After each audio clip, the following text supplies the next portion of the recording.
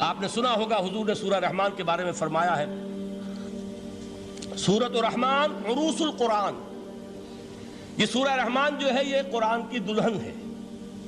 جیسے دلہن کو آپ خوشنما لباس پہناتے ہیں، آراستہ پیراستہ اس کو گہنے اور اس کو زیور پہناتے ہیں، تو جس طریقے سے سجاتے ہیں آپ دلہن کو، اللہ تعالیٰ نے ایک سورت قرآن مجید میں یہ ایسی رکھی ہے سورہ رحمان کہ اسے خوب سجایا ہے۔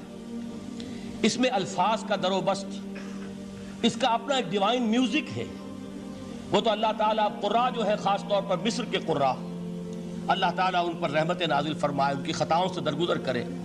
جس طرح قرآن کے انٹرنسک میوزک کو انہوں نے واضح کیا ہے، واقعہ یہ ہے کہ اگر یہ لوگ نہ ہوتے، شیخ عبد الباسط محمد عبد الصمد، شیخ محمود خلیل الحصری، یہ لوگ کہ جنہوں نے قرآن کے اس غنا میوزک، یہ لفظ جو ہے آپ حیران نہ ہو کہ میں یہ کوئی شاید توہین کر رہا ہوں قرآن کی، حضور نے یہ لفظ استعمال کیا ہے، تغنو، اس قرآن کو اچھی سے اچھی خوشلہانی کے ساتھ پڑھو۔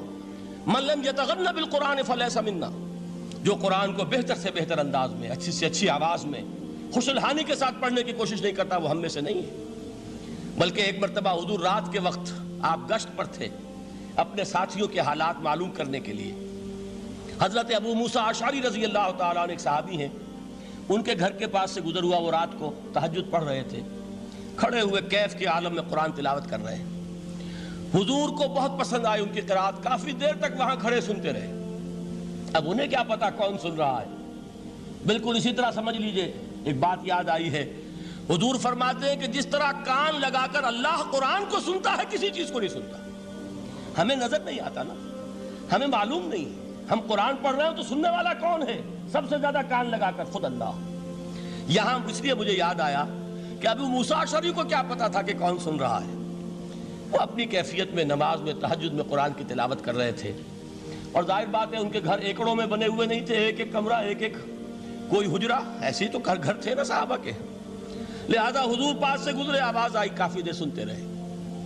اس کے بعد آپ تشریف لے گئے، صبح فجر میں ملاقات ہوئی تو حضور نے تحسین کے انداز میں فرمایا، یا ابا موسیٰ انک قد اوتیت مزمارا من مزامیر آل داؤد، اے ابو موسیٰ تمہیں تو آل داؤد کے سازوں میں سے ایک ساز اللہ نے عطا فرما دیا ہے۔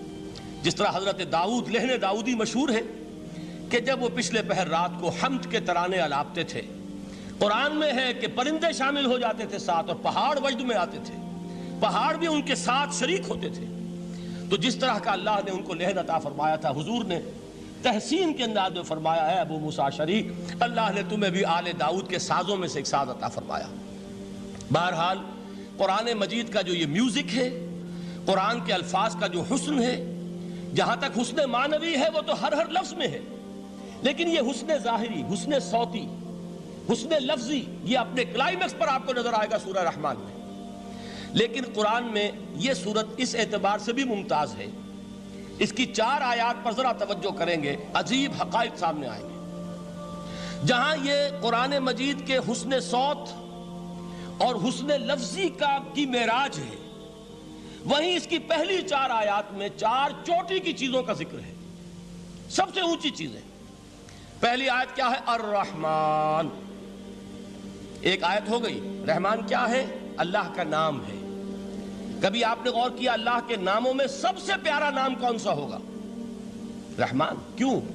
اس کا مادہ کیا ہے؟ رحمت۔ ہمیں سب سے بڑھ کر جس چیز کی ضرورت ہے وہ کیا ہے؟ رحمت خداوندی۔ نام اچھی طرح سن لیجئے اس حضور کے قول کو۔ حضور فرماتے کوئی شخص جنت میں مجرد اپنے عمل کی بنیاد پر داخل نہیں ہو سکے گا جب تک کہ رحمت خداوندی دستگیری نہ کرے۔ کسی صحابی نے بڑی ہمت اور جرأت کا ثبوت دیا کہ پوچھ لیا، کیا حضور آپ بھی؟ جب آپ نے فرمایا کوئی شخص داخل نہیں ہو سکتا جنت میں محض اپنے عمل کی بنیاد پر جب تک کہ رحمت خداوندی جو ہے وہ دستگیری نہ فرمائے۔ پوچھا گیا کیا آپ بھی؟ آپ نے فرمایا ہاں میں بھی۔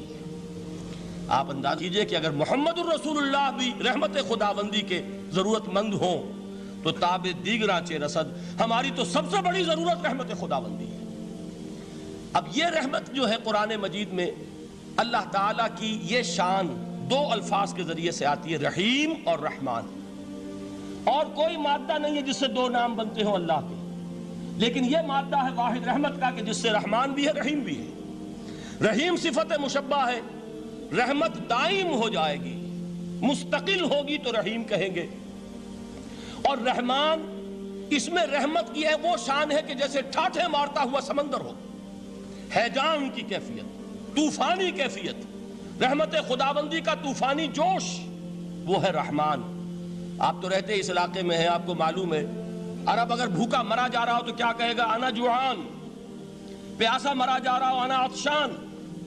بہت غضبناک ہوگا غضبان، غضبان آصفہ قرآن میں آیا ہے، بہت غضبناک۔ رحمان جس کی رحمت جو ہے جوش میں ہے، ٹھاٹھے مارتے ہوئے سمندر کے مانند۔ تو یہ اللہ تعالیٰ کے ناموں میں سب سے پیارا نام۔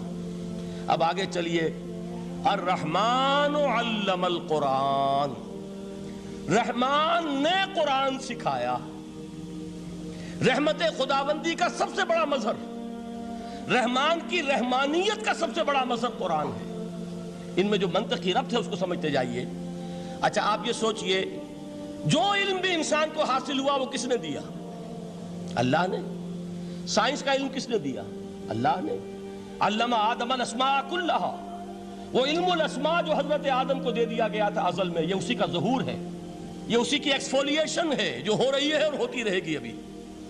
اور دوسرے علم ہے وہ کس نے دی؟ اللہ نے دی۔ لا یحیطون بشیء من علمہ الا بما شاء، مخلوق میں سے کوئی اللہ کے علم میں سے کسی شے کا احاطہ نہیں کر سکتا مگر وہ جتنا اللہ دینا چاہے۔ لیکن یہ کہ تمام علوم میں چوٹی کا علم قرآن، نوٹ کرتے جائیے، اب چوٹی کی چیزیں جمع کیجئے۔ اللہ کے ناموں میں چوٹی کا نام رحمان، اللہ نے جو کچھ انسان کو سکھایا اس میں چوٹی کا علم قرآن۔ خلق الانسان، انسان کو پیدا فرمایا۔ سوال یہ کہ حیوانات کو کس نے پیدا فرمایا؟ آسمان کس نے پیدا کیے؟ زمین کس نے پیدا کی؟ فرشتے کس نے پیدا کیے؟ کیا مطلب خلق الانسان؟ اس کی تمام مخلوقات میں اس کا کلائمیکس، اس کی تخلیق کی معراج، اس کے تخلیق کا نقطہ عروج انسان ہے۔ یہ ہے کہ جو مسجود ملائک بنا ہے۔ وَلَقَدْ كَرَّمْنَا بَنِي آدَمَ وَحَمَلْنَاهُمْ فِي الْبَرِّ وَالْبَحْرِ وَرَزَقْنَاهُمْ مِنَ الطَّيِّبَاتِ وَفَضَّلْنَاهُمْ عَلَى كَثِيرٍ مِّمَّنْ خَلَقْنَا تَفْضِيلًا۔ تو تخلیق میں سب سے اونچی تخلیق انسان کی، علموں میں سب سے اونچا علم قرآن کا، اللہ کے ناموں میں سب سے اونچا نام رحمان۔